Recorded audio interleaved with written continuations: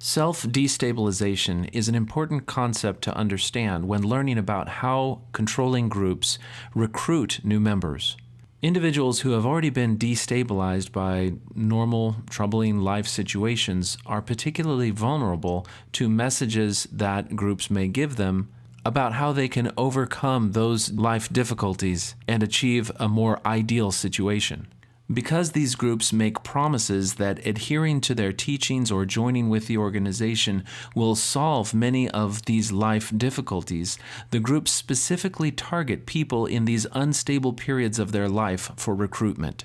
After interviewing people, that I came to realize that these young women that I'd interviewed had not gone out looking for a cult, that they had simply been at a vulnerable position in their life, and a cult recruiter got them to come to the group and accept a lot of the flattery and the charming attention that they were given. And when a person is lonely and in between meaningful jobs, meaningful relationships, we're all vulnerable to flattery and false promises, so that across time, most of us who study cults have discovered that it's not any special type of person that gets in a cult, but it's people who are approached by a cult recruiter at a vulnerable period in their life.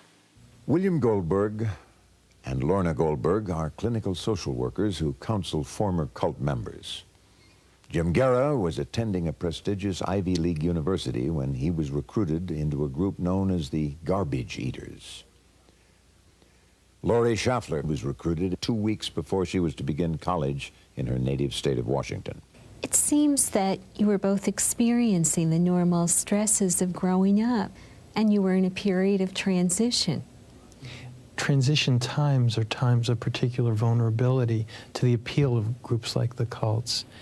It can occur when we go away to college for the first time. It can occur when we lose a love relationship. It can occur sometimes when we lose a parent. Anytime you're in transition, you're particularly vulnerable to the appeal of the cults. Elders and sisters, I'm delighted to be here with you, and this is an exciting topic, and we're so happy to have this opportunity to talk with you about working with members, retention, and activation. I'd appreciate it if you'd turn, please, to section 42 of the Doctrine and Covenants, and read with me, if you would, please, verses 6, 7, and 8. And you shall go forth baptizing with water, saying, repent ye, for the kingdom of heaven is at hand. And from this place ye shall go forth into the regions westward.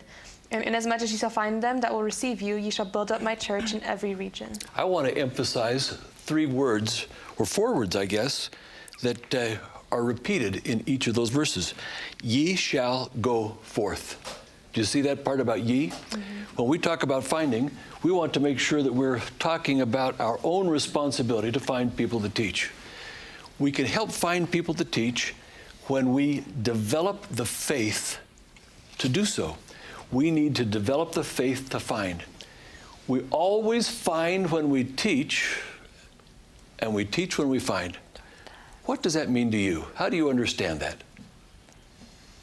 Any thoughts? Please, Elder Bigham.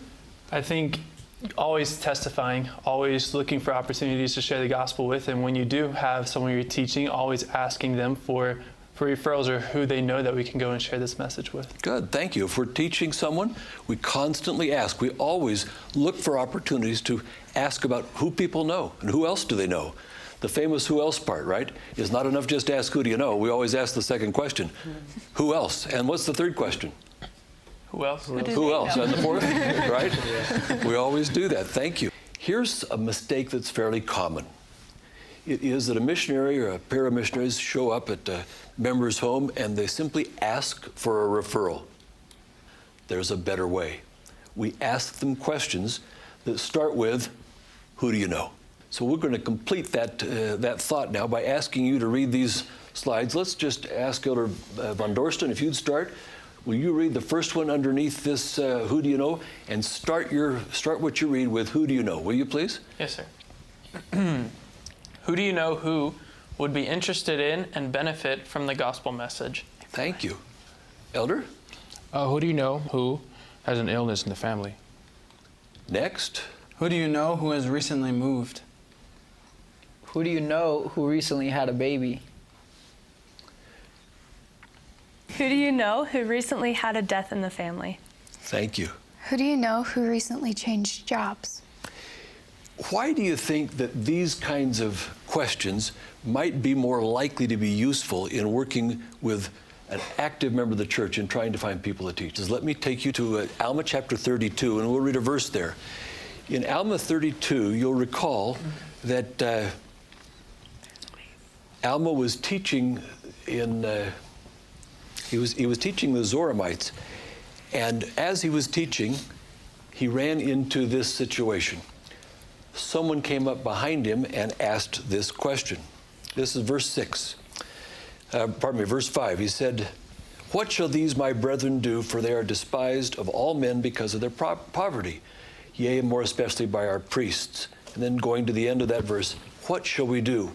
Verse 6, when Alma heard this, he turned him about, his face immediately towards him, and he beheld with great joy, for he beheld that their afflictions had truly humbled them, a point one of you made, and that they were in a preparation to hear the word. These kinds of questions help identify people who are in a preparation to hear the word.